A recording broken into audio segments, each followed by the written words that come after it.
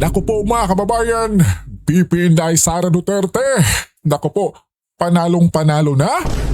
Pagdating dyan sa Senado ng kanyang impeachment? Naku po mga kababayan, yan ang ating alamin, no? At eto pa, Senator Cheese Escudero, kumanta na, sumabog na, Martin Maleta, humanda na. Naku po mga kababayan, kasi po, umuugong kasi dyan sa Senado na itong si Tito Sen mga kababayan ay papalitin daw ni Senator Cheese Escudero bilang bagong leader dyan sa Senado mga kababayan. Naku po, yan ang ating alamin mga kababayan. Pero eto muna, Korte Suprema. Ibinasura na nga mga kababayan ang petisyon versus Senado sa impeachment ni BP Inday Sara Duterte mga kababayan. Eto, pakinggan natin dahil mukhang si Tito Sen mga kababayan ay napahiya na naman. Eto. Ibinasura ng Korte Suprema ang petisyon na naglalayong pilitin ang Senado na agad mag-convene bilang impeachment court laban kay Vice President Sara Duterte. Sa desisyong 1401 sa kasong Generelio 1401 mga kababayan. Tapos ang daming nagre-reklamo pa dyan. Ukol dyan sa fourth with mga kababayan, no? Diba? Marami pa rin kumestyon dyan sa ginawa ng Korte Suprema mga kababayan. Lalong-lalo na yung kampo nila Dilima. Pambihira, kataas-taas ang huhuma na yan tapos kayo mag-ano pa magre-reklamo. Samantalang yung pinagagawa ninyo ni BP Sara, ano? Diba? Yun yung kareklamo-reklamo. Yung pinagagawa ninyo kay BP Sara. Diba kabayan? versus Senate of the Philippines, sinabi ng Korte Suprema na hindi tamang remedyo ang mandamus upang diktahan ang Senado dahil isa itong kapwa-sangay ng gobyerno na may sariling kapangyarihan at diskresyon. Gayunman, sinuri pa rin ng Korte kung may naging paglabag ang Senado at napag-alamang kumilos ito sa loob ng makatwirang panahon. Ipaniliwanag din ng Korte Suprema na ang salitang forthwith sa impeachment trial ay hindi nangangahulugang agarang aksyon kundi sa loob ng reasonable na panahon, depende sa sitwasyon. Samantala, idiniklara ring moot ang petisyon matapos mapawalang bisa ang articles of impeachment laban sa Vice Presidente sa mga naunang desisyon ng Korte. Dahil dito, wala nang basihan upang obligahin ang Senado na magtipon bilang impeachment court. Naku po mga kababayan, di ba? Wala na, finish na talaga mga kababayan. Diba? Ngayon, ang daming analyst na nagsasabing pagdating dyan sa Senado mga kababayan ay itong si BP Sara ay panalong-panalo na talaga. Diba? Eto, pakinggan natin kabayan. Nag-aalala ba kayo kay VP Sara pagdating sa Senate impeachment trial? Nako, huwag kayo mag-alala.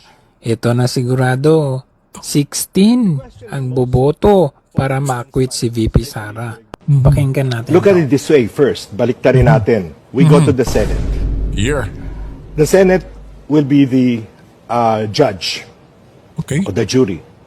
Yes po. The question in most politicians' mind, especially if you're in Congress, is, mako-convict ba?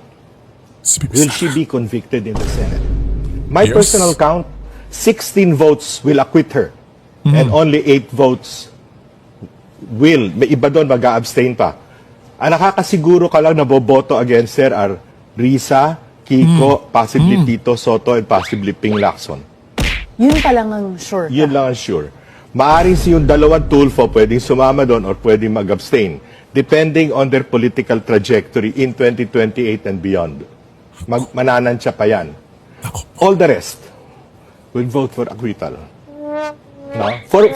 Whether it is because they're very close to Vice President Sara, like Aimee, Marcoleta, Robin Hood, etc., or because their political future depends on a solid 34% Mindanao plus Central Visayas vote. Kung tatakbo kang re-election at hindi ka nanalo sa 34%, talo ka. Talo ka. Di po ba mga kababayan? Talo ka. Pag pumoto ka na gusto mong ipa-impeach si VP Sara, kabayan. Di ba? Kaya ngayong May 4, yung mga kongresista natin dyan, di ba, ay mag-isip-isip na. Di po ba mga kababayan, dahil malalathala din yan di ba? Ngayong May 4, magbobotohan dyan sa Kamara mga kababayan. Kaya mag-isip-isip na mga kababayan, di ba? Pero alam naman natin na matutuloy yan. So pagdating dito sa Senado mga kababayan, ay naku po. Ika nga dito ng isang analyst, VP Sara, malaki talaga ang pag-asa mga kababayan na mananalo. Magwawagi. Yung impeachment ay tuluyan ng mababasura mga kababayan. At si VP Sara ay makakatakbo na sa pagkapangulo ngayong 2028. At syempre, the next president na ng sambayan ng Pilipinas, kabayan. Kaya kunting tiis na lang po mga kababayan, no? Sa mga pinagagawa nila ngayon kay VP Sara, mga panggigipit, mga paninirang pure. Lahat na lang ng paninira ginagawa nila mga kababayan. Di ba? Para madungisan lang ang pangalang Duterte, mga kababayan. Pero, hindi. Mas lalo pa nilang pinapalakas ito mga kababayan. Di ba? Alam naman natin na yung taong dinidiin, pero yung tao na yun ay makatotohanan at walang kasalanan mga kababayan. Kaya ako po, panigurado, magwawagi yung taong yan, kabayan. Di po ba? At eto pa po mga kababayan, balikan lang natin yung interview na to ni VP Inday Sara mga kababayan, na ipinapakita lang talaga niya ang katotohanan at kung sino si VP Inday mga kababayan. Di ba? Yung ordinaryong VP Sara lang mga kababayan na walang halong kaplastikan di gaya ng iba dyan mga kababayan. Di ba? Eto, pakinggan natin kabayan. Oh, ma'am. Sigurado na tayo, ganyan talaga ang trato. Kasi, naghahanap sila ng ebidensya. And the only way, plano nila, iipitin namin ng iipitin to hanggang sa muntik na ito mamatay para makuha namin ang ebidensya. Ito kasi yung mga kababayan, no, nung kasagsagan na grabe yung panggigipit nila, lalong-lalo na nung kay, ano ba yung tauhan ni VP Inday mga kababayan na umiyak na, di ba? Ito yun mga kababayan. Katangahan yan. Kung may ebidensya ka sa simula pa lang, Mm. di ba? Last year pa kayo nag-a-announce, Lance Castro, paulit-ulit, impeachment. Tapos ngayon, Joel Chua magsasabi, there's probable cause, but we're short of time because it's already the election. So, ibig sabihin, accountability of public funds is less important kasi uunahin natin ang election ninyo. Oh, so ibig sabihin, ano ebidensya? Last year pa yan Di ba dapat final nila last year? Wala Ginagamit nila yung COA. Humingi. Hanggang makahanap kayo ng anong pwede namin gamitin. Alam ko na. Ako naman kasi talaga yung target. Diba, ma'am? Ako talaga yung target. Except that, dahil nga wala silang ebidensya, ang ginagawa nila, iniipit yung mga tao, thinking na meron diyang isa magsasalita. Ang problema, kasi wala talaga silang ginawa. Bakit nila kine-question yung management style ko na on a need-to-know basis yung mga tao? Kung ang chief of staff, pakiramdam ko, hindi niya kailangan malaman ang isang bagay, bakit po isasabihin sa chief of staff? Kung ang ASEC, hindi niya kailangan malaman ang isang bagay, bakit ka naman sasabihin doon? Bakit nila kina-question yung management style ko? Ang sasabihin nila nagsisinungaling yung tao. Hindi naman nila ako kilala. Hindi nga nila alam, hindi ako nag-i-aircon Di ba mga kababayan? Ganyan sila. Mga kababayan, ginigipit si VP Sara. Oh, di ba? At etong interview mga kababayan ni BP Inday ay noon pa ito. Di ba? At ano na ngayon? Tamang-tama nga si BP Inday mga kababayan, gagawin nila ang lahat. Di ba? Dahil wala silang ebidensya mga kababayan eh. Di ba? Kaya di mo na lang ma-explain mga kababayan kung saan nanggaling yung mga ebidensya nila, di ba? Lumabas na si Trillanes, Madriaga, sino pa man yan mga kababayan, NBI. Wala na. Ipinupukol na nila lahat mga kababayan. Di ba? At eto na nga mga kababayan, oh. Naku po, cheese, kumanta at sumabog na nga ba mga kababayan? Mastermind, ituturo na nga ba mga kababayan? Naku po, yan ang ating alamin ngayon sa balitang ito. Dito ang balita ngayon. Trending at pinag-uusapan ngayon sa mundo ng social media. Ang di umano'y balitang. Ito ang balitang dapat malaman ng taong bayan na pilit tinatago at pilit ayaw di umanong ipalabas ng mga bayarang media sa Tama. palasyo, Kamara Tama. at Senado sa publiko. Pero bago ang lahat, kung bago ka pa lamang sa channel na ito at kung gusto mo Correct. ang mga balitang politika, ay please huwag kalimutang mag-like, subscribe at i-click ang notification bell para mas Thank maging you. updated ka palagi sa lahat pa ng mga bagong video na i-upload namin. At ito na nga mga kababayan. Dito po muna tayo ha. Ito muna ang pag-usapan natin dahil ito po Sige, Coach. ay may koneksyon doon sa impeachment ni BP Sara. At ito ay Ako may po, koneksyon eto na. patungkol dito kay Tito Soto. So, dire-diretso na po yan at kone-connecta po yan. Okay? Yes, Coach. Eto, alam nyo po, alam ko ay inyong nabalitaan na nagdesisyon na po ang Korte Suprema patungkol dun sa fourth with. Ayan po yung malaking pinag-uusapan before. Coach Old. Ha? Na merong definition ng fourth with. Kaya nga naman, itong Tambaluslos Group, itong grupo ni Martin, Martin Rivera, hindi, Martin Maleta. Itong grupo ni Martin Maleta, galit na galit. Martin Maleta mga kababayan, no? Okay, no? Yun na pala yung bagong tawag mga kababayan kay Tamba. Hindi na Tamba. Martin Maleta. Opo, Coach. Kay Cheese Escudero. Alam naman natin na isa sa mastermind ng ayaw makaupo si BP Sara sa 2028 ay si Tambaluslos. Ito si Correct. Martin Maleta. Martin Kaya nga Maleta. naman kita natin ang galawan dyan sa Kongreso. Mhm. So, hindi natuloy yung impeachment ni BP Sara last year. Oh, yun. Last year. At ang last year, sinisisi, mga- Yep. ito si Cheese Cheese Escudero. Escudero. Tama. Dinisisyonan ng court ngayon. Mm. Supreme Court upholds Escudero position on Senate control of impeachment trial timing. Ibig Tama. Tama mga kababayan, no? Di ba? Dahil noon, ang daming bumabatikos sa ginagawa noon ni Cheese mga kababayan, di ba? Ukol sa impeachment case ni BP Sara. Di ba? Ika nga'y kesyo si Cheese ay maka Duterte raw, chuba-chuchu, ganyan mga kababayan, di ba? Which is yung ginagawa pala ni Cheese noon mga kababayan ay nasa batas mga kababayan. Di yung naggagawa lang siya ng kanyang batas mga kababayan gaya ngayon. Na tila may bend the law na. Diba? Ang bihira. sabihin, yung pinagtatalo ng fourth with all along, tama yung ginawa ni Cheese Escudero. Correct. Di ba? Ginawa lang ni Cheese Escudero yung tama. Correct. Kasi kung minadali niya yun, illegal naman. Bigyan ko kayo ng halimbawa. May mga pagkakataon na hindi po dapat ang sukatan ay laging minamadali.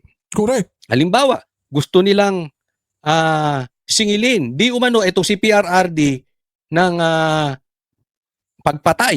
Di ba? Anong ginawa? Kinidnap si PRRD. Kinalimutan na ang due process. Tama. Di ba? Maraming ganung pagkakataon eh.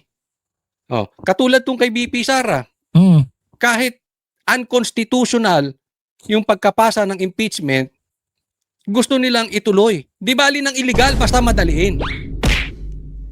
Yun po ang naging malaking labanan last year.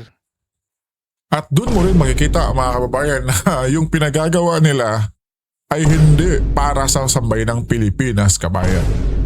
Diba? Klarong-klaro. Crystal clear. Claire mga kababayan. Anti-Claire. Na yung pinagagawa nila mga kababayan ay isang pamumulitika lang.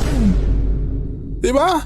At isang bagay na yung mga Duterte ay mawala mga kababayan dito sa politikang ito mga kababayan. Kasi alam naman natin na yung mga Duterte walang sinasantuyan mga kababayan, di po ba? Di ba si Tatay Digong noon mga kababayan, yung mga bigating negosyante, di ba? Pinagbabayad ng tax mga kababayan na, di ba? Ang bihira, kaya ngayon gagawin talaga nila lahat mga kababayan. Di ba? So sa mga pinagagawa nila, eto na. Unti-unti nang lumilitaw mga kababayan na yung mga pinagagawa nila ay mali-mali. Di ba? Ang bihira, kabayan. Na lumalabas, tama si Chis Escudero. Tama Ayun, si eto. Cheese. Correct. Ito ang nabalitaan ko. Sige coach. Ito galing po sa reliable person, okay? Hindi po ito galing sa yung mga vloggers ng sa kabila na parang gusgusin. Hindi yung chismis. Kagaya nung kay Attorney Palsis mga kababayan na may Tweety Bird raw. Hindi po ito galing dun sa mga vloggers na hindi connected sa politika na parang nagbebenta ng motor, dinala na dito, nagbebenta ng ginto, nagpolitika na. Hindi po. Galing po to sa reliable person Gusto yun, ikaw ba yan? na well connected sa gobyerno. Ito balita. Ano coach? Ito mga darating na linggo, forthwith. O, tandaan nyo to, malalaman nyo kung tumatama. Forthwith, mamadaliin, siraan si Chis Escudero. Dahil ang umuugong, gumagalaw na, papalitan ang liderato ni Tito Sen. At hindi maaalis na si Chis Escudero nung panahong siya ay Senate President, ang Blue Ribbon Chairman si Marcoleta. At nung si Marcoleta ang nag-iimbestiga, napakaganda ng investigasyon. Correct. Napakaganda ng pamamalakad ni Chis Escudero as Senate President. Naging noontime show lang naman tayo. Naging Itbulaga tayo. Nung pumasok-pasok, ayan si Tito Soto at syempre yung boyfriend niya pinasok niya, si Ping Lacson. At alam nyo na ang istorya. Hanggang ngayon, wala pang nangyayari. Hanggang ngayon, Tama mga kababayan. Ngayon, paikot-ikot lang tayo mga kababayan, di ba? Pambihira mga kababayan, di ba? hindi pa naiimbestigahan si Tambaluslos. Hanggang ngayon, ayaw ipatawag si, yung 18 Marines. Pati si Gutesa ayaw ipatawag. Galit na galit tong Team Martin Maleta kay Chis Escudero kasi si Chis Escudero ang nagbanggit kay Tambaluslos. Correct. Nakikita nyo na. Correct. Ito maganda dyan. Ano po, coach? Kung tunay na mapapalitan si Tito Sen, hindi natin alam. Pero ang ugong-ugong naggagapangan na sa loob.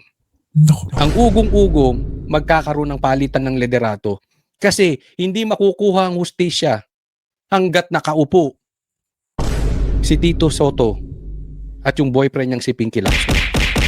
At hanggat ang dyan yan, si Ping Lacson walang mangyayari. So definitely, kailangan mapalitan si Tito Soto. Kaya yan ang balita May taning na. Ngayon, hindi natin alam kung makakakuha sila ng numero. Kaya yan ang ipagdasal po natin. Na ma-expose itong mga magnanakaw. Matanggal sa posisyon itong nag-aabuso ng kapangyarihan.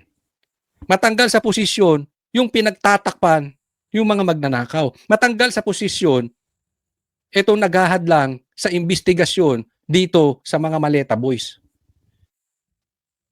And makakuha sila ng numero. Tandaan po natin, meron ng attempt last time. Di ba? Another attempt. But this time, mas crucial ngayon. Kasi it includes the impeachment of BP Sara. Kaya lahat sa tingin nila hindi papanig sa impeachment, kailangan banatan. Lalong-lalo na po si Chis Escudero.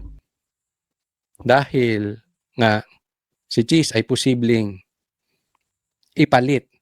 Isa sa kinukonsider na ipalit kay Tito Soto. Yan po ang ating nadinig. So, Naku po mga kababayan, so balik dito. Senator Chis Escudero mga kababayan bilang liderato ng Senado. Ay naku po. Talagang finish na mga kababayan, no? Kung sakaling mangyari man yan, ipagdasal natin yan mga kababayan na mangyari dahil wala na eh. Sureball na yan mga kababayan. Na si VP Sara na ang magwawagi. At yung mga buhayang yan mga kababayan ay panigurado, mananagot na yan kabayan. At syempre lalo na kung maibalik si Senator Marcoleta bilang committee chair ng Blue Ribbon, ay naku po. Bye-bye. Tamba. Romualdez Maleta mga kababayan. Martin Maleta. Di po ba mga kababayan? At syempre, yung mastermind na di umano, yung Pangulo natin mga kababayan. Di ba? Ay mananagot panigurado kabayan. so abang-abang lang natin, ha? Abang-abangan nyo lang kung ito Tama. ay tunay na mangyayari. Tama. Basta, basahin ko ito. The court found no unlawful delay and declared the case moot after earlier rulings nullified the articles of impeachment against Duterte, leaving no basis to complain that the Senate to proceed, illustrating the dadadadadadan. So, sa madaling salita, yung isinampa labang kay Chis before, ay lumalabas na tama ang ginawa ni Chis. Kita mo? Ano lang to eh. Time will reveal. It takes time. Ha? Pero all along, tama pala si Chis. Tapos, after a few weeks, nag-declare ang Supreme Court din na yung impeachment before unconstitutional. So nakita nyo? So sa madaling salita, lahat naman ng ginawa ni Chis, abogado po ito si Chis, hindi natin pinagtatanggol. But definitely, kung titingnan natin ang ginawa ni Chis compared kay Tito Soto, it's just like night and day. Napakalayo po. Hindi sa Correct. pagtatanggol. Correct. Pero wala tayo makukuhang hustisya kay Tito Soto. Kaya yan ang balita natin, ito si Tito Soto may taning na as Senate President. Diba? Eh lahat pala, nung ginawa ni Chis, naayon sa batas. Hindi Tama. according to Coach Oli, ha? Mm. According sa Supreme Court. Ang problema natin ngayon, ang mga mambabatas ayaw sumunod sa korte. Yan ang malaking problema natin. Kaya hindi na natin walang asenso tong bansa natin. Tanggalin na kaya natin yung korte kung ayaw nilang sumunod. Correct. Diba? Ipapakita ko sa inyo to. Ha? Ang Ito yung mga bihira. tao ayaw sumunod. Ang titigas ng ulo. Nako, eto na. Ito, tingnan natin, ha? Tingnan natin ito. Eto na kabayan. Ano ang masasabi ni Tito Soto patungkol doon sa usaping Fort Weed? Mhm. Di ba? Dapat mayan, madaliin natin kahit walang due process, kahit wala na sa batas, etc. Mhm. etc. Mhm, Tingnan natin mhm. at tingnan natin kung susunod sila sa desisyon ng korte. Okay, Tingnan po coach. ninyo. Let's go. I think the Supreme Court decision Oops. is based on the petition. Mhm. It is, hindi naman sumasaklaw yung decision niya sa trabaho ng Senado. It doesn't have anything to do with the work of the Senate. We are co-equal of branch.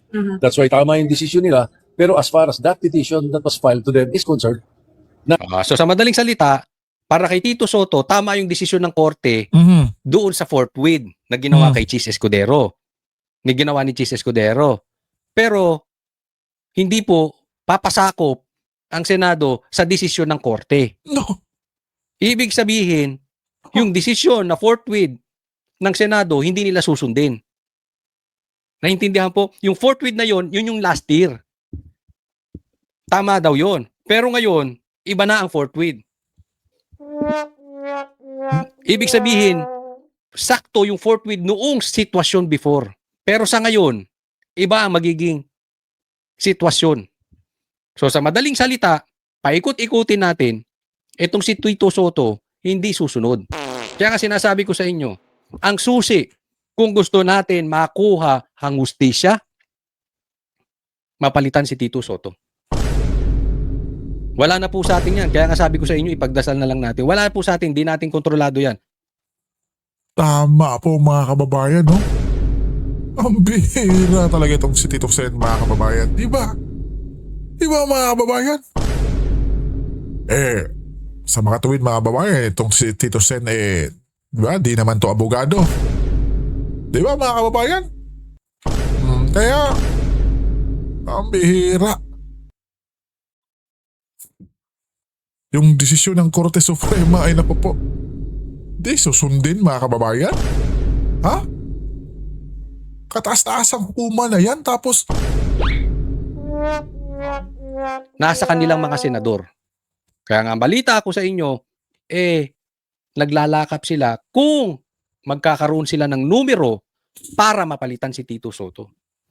Hanggat nakaupo yan, uupong Blue Ribbon Chairman si Pinky Lacson. At hanggat nakaupo si Pinky Lacson, etong mga Maleta Boys, yung totoong mastermind, hindi maiimbestigahan yan. Ang tagal-tagal, isipin mo ang problema natin. Ang pinaka-problema natin, yung nakawan sa ghost projects. tama. Ang pinaka-problema natin, yung bilyong-bilyong nakawan sa flood control scandal. Yung pagtaas ng gasolina. Para kay Tito Soto, ang fourth with, yung impeachment. Ang gago, di ba? Ginagago tayong mga Pilipino. Kung merong fourth with dito, ang dapat fourth with na inaasikaso ninyo, paano nyo mahahanap yung mga mastermind na yon nang mabalik yung perang ninakaw sa atin, billion. Ang pagkakasabi pa nga, close to trillion. Iyan po ang nawawala sa pera ng taong bayan. At hahabulin ninyo yung si BP Sara na ang issue 150 na confidential funds. Iyan ang fino-focus ni Tito Soto. Yun ang dapat fourth with. Nakita nyo ng laki ng problema natin. Ang problema, isa pa, ito rin mga senador Di ba? Ito mga senador na palipat-lipat na hindi natin malaman. Yung lumipat sa majority. Kasi kung hindi lumipat sa majority yon, hindi uuupong Senate President to, hindi magbumukhang ikbulaga itong Blue Ribbon. Ni Pinky Lacson, naiintindihan po natin. So sana, yung mga lumipat sa majority, matauhan this time at makuha natin yung numero. Correct. Kasi ngayon pa lang nakikita na natin. Di ba? Hindi malalayo na ang gagawin nila dito papaspasin. Yun lang mga kababayan. Papaspasin nila yan nang sa ganoon matanggal si BP Sara. De kesyo labag ang due process. Kitang-kita nyo na It is as if yung ginawa kay PRRD na kinidnap. Basta si PRRD madala sa dahig, hindi baling hindi siya humarap sa korte, hindi baling malabag ang due process. Basta forthwith, dalhin si PRRD ron. Same thing, basta forthwith.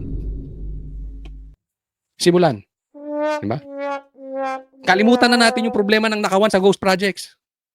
Kalimutan na natin yung paglubog na ekonomiya. Ang taas na ng dollar ngayon. Ang stocks Tama. natin, Tama. makinig kayo Tama. ang stocks natin bagsak.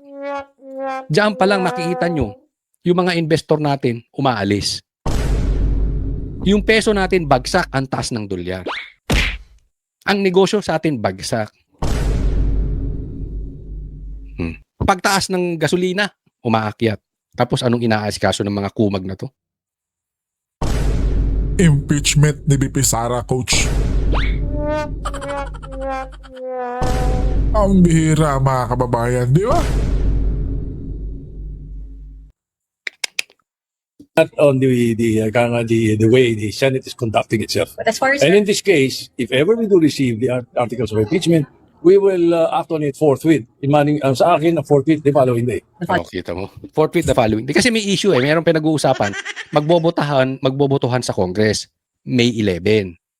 So kung sakali, matransfer sa kanila yung articles of impeachment, May 12 o May 13, we don't know kung kailan. Kung halimbawa, matanggap nila na May 12. Ano ba yung May 12? Basta hindi, basta hindi weekend. Alam ko hindi weekend yan O, halimbawa, matanggap nila na May 12 o May 13. Sa the following day, May 14, Thursday, sisimulan na. Yan ang gusto ni Tito Soto. Nakabreak ang Senado. So magbi-break ang Senado. So walang break. Basta importante. Samantalang nung iniimbestigahan at pumuputok yung issue patungkol dito kay Gutesa, dito sa flood control. Pag-schedule ng break nila, break. Imbis na nag-iimbestiga sila. Ganito ka-ipokrito itong mga ito. Nakukuha nyo na? Mamadaliin nila basta yung gusto nilang madaliin. Magbe-break sila pag kinakailangan hindi maimbestigahan ang dapat maimbestigahan. Pero pag patungkol kay VP Sara, mabilis tayo dyan. Ganyan po lumalabas di ba? O, eto pa. Ha? Eto. O, eto pa. Isa pang mas marunong. Kikita nyo itong mga hindi abogado. Ito yung sinasabi natin kanina mga kababayan, no, na kampon ni Dilima mga kababayan, na tila may sinasalungat yung desisyon ng Korte Suprema ukol sa forthwith mga kababayan. Ito yun sila mga kababayan, no? Sila pa yung mas marunong sa Supreme Court. Ang tindi, no? Eto mga mambabatas, sila pa ang ayaw sumunod sa batas. Akala mo tali-talinuhan. Di ba? O, pakinggan nyo to si Congressman. Anong pangalan nito? Kung iwi, coach. Pakilagay sa ano. Kalimutan ko pangalan. Pakilagay sa comment section anong pangalan. Huwag po kakalimutan ha. Oo. Sa mga hindi pa po subscriber ng channel na Coach Oli News, subscribe po kayo. Ulitin ko, Coach Oli News. Anong pangalan nito? But anyway, tawagin na lang ko muna siyang Congressman Ngiwi. So, yun muna. Hindi kita iniinsulto pero nakalimutan ko talaga pangalan mo. Pagpasensya na natin. But anyway, totoo namang Ngiwi ka eh. Di ba? Correct. Obvious naman. Di ba? Hindi naman tayo nagsisinungaling. Yung totoo. So, pakinggan po natin yung sasabihin ni Congressman Ngiwi. With all due respect to the Supreme Court, we disagree with this We disagree. interpretation of forthwith. No, malinaw kasi from the constitutional framers kung ano ibig sabihin ng forthwith. At malinaw sa lahat, kahit sino nagbabasa ng diksyonaryo, ito ay immediately. And holding public officials accountable is an ASAP task as soon as Yun. So sa kanya, ang forthwith, immediately. Regardless kung may malabag kang batas. Ganun yun eh.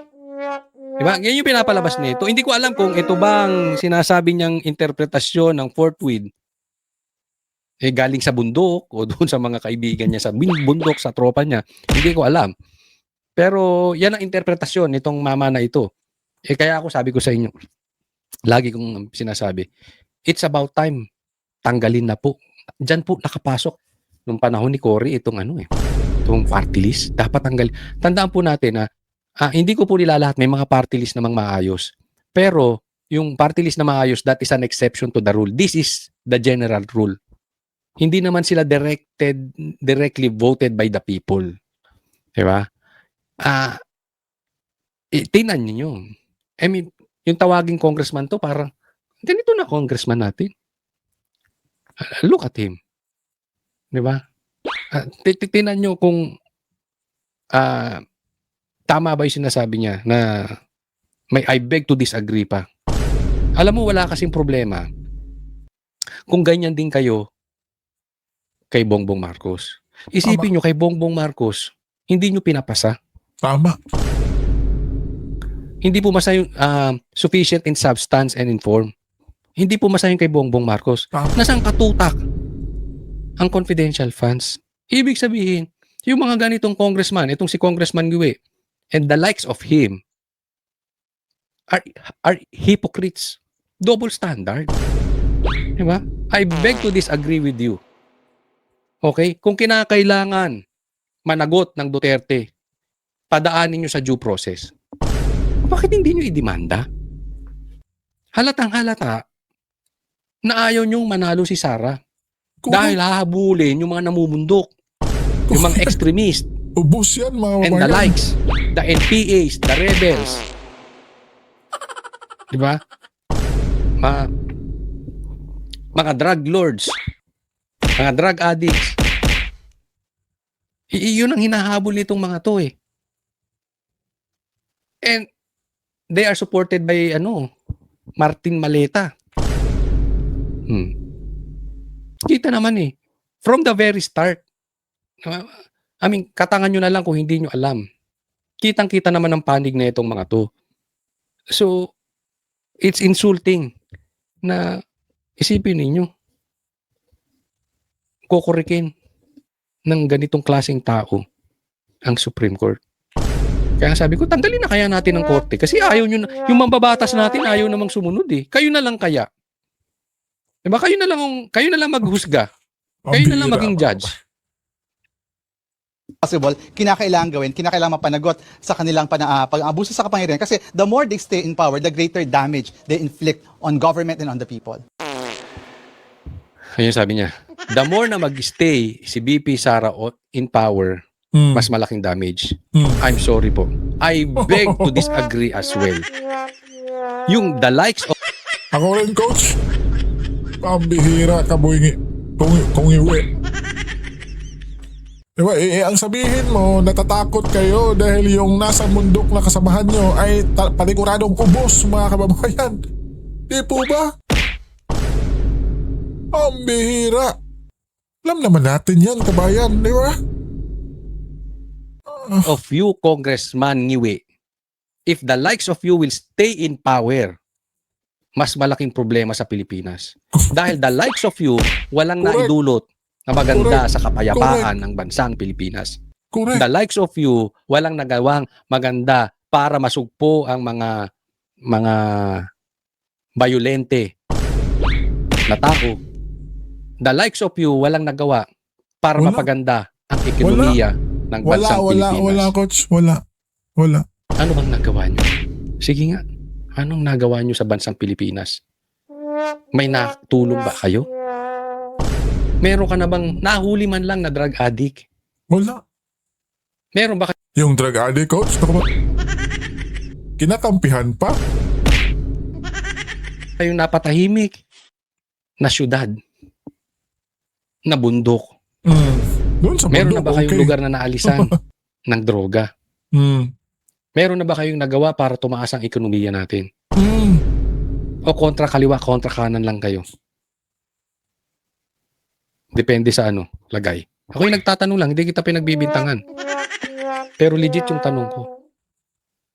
Sa tingin mo may naniniwala sa sinasabi mo? Sila lang, Except coach. the people, the likes of you. Alam nyo na kung ano to. Next po. Alam nyo po kung bakit Eto na. minamadali itong impeachment. Eto Para na, masimulan. Ito po ang dahilan. Nako. Pakinggan nyo po yung sasabihin ni Kong Mike. Dahil ito ang isa sa dahilan patungkol Namadali. sa pagmamadali sa impeachment ni BP Sara. Okay po, I have coach. here the copy of the Ombudsman complaint. Ito po yung complaint na i-file at ipa-file ni Ombudsman Boying Rimulya. Nung binasa ko to, 61 pages, nagulat ako doon sa nilalaman ng kasong ito. And basically, ano po yung sinasabi ng kasong ito? Number 1, may sindikato talaga sa pondo ng gobyerno. Sindikato at kasama si Speaker Martin Romualdez. Yon. So alam nyo na. At alam natin yung galaw ng Kamara doon sa impeachment ni BP Sara ay connected dito. Tama, mga kababayan, ulit, no? Dahil syempre, pag nag-proceed na yung impeachment ni BP Sara, ay di ba? So lahat tayo, mga kababayan, doon na nakafocus, di ba? Lalong-lalo na yung mga bayarang media, mainstream media, mga kababayan. Di ba? Doon na nakapokus. Syempre, mga kababayan, di po ba? So itong ipa-file ng ombudsman, mga kababayan, DOJ ba? Or ombudsman, mga kababayan, no? Ay tila ba'y masasapawan na dito sa impeachment ni BP Sara, mga kababayan. Naku po. Kaya pala si Tito Sen, atat na atat, mga kababayan, no? Kahit pa may desisyon na yung Korte Suprema ukol sa forthwith na yan. Dahil sumisingaw na tong baho ni Martin Maleta. Martin Maleta, kabayan. Si Boying, nilalaglag na siya. Diba? May sindikato at pinangalanan na ni Boying sa kaso, dyan sa 61 pages na kaso na yan, na ang isa sa mga sindikato si Martin Maleta. Pero masama nito, yari ito si Boying. Bakit? Ginagamit niya yan eh. Ha? Ginagamit niya. At yan ay tutungo kay Bongbong Marcos.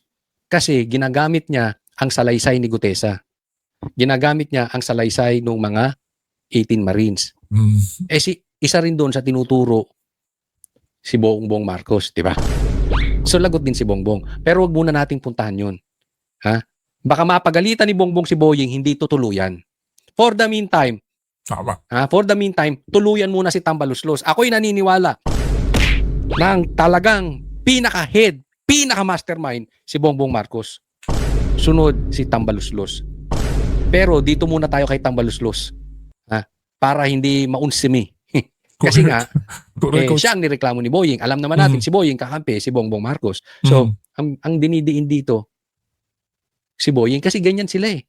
Pag malalaglag na sila, maghahanap sila ng may ibang madidiin. Okay? Pero totoo naman. Ito ngayon ang ginagamit pantakip sa balita. Yan. Para makalimutan ng tao ito. Yan. Kanina lang po, lumabas po sa Facebook ko. Panuurin nyo po. O sa Facebook ko, Coach Oli News 2. Nandoon po, nilabas ko kung hindi nyo pa po napanood. Ha? Yung usapan ni Gutesa at nung asawa. Tinatakot siya ng grupo ni Tambaluslos para palitan yung mga salaysay niya na sinabi sa Senado at ituro si Marcoleta at saka to si Vice Defensor. Ganun po kagago itong si Martin Maleta. Panurin niyo po yun. Ito na po. Ididiin na po si Tambaluslos. Sa pagnakaw sa pondo ng gobyerno. Number 2, sinasabi niya, totoo ang sinasabi ni Saldico. Dahil nandito at quoted yung video footages ni Saldico. Yon.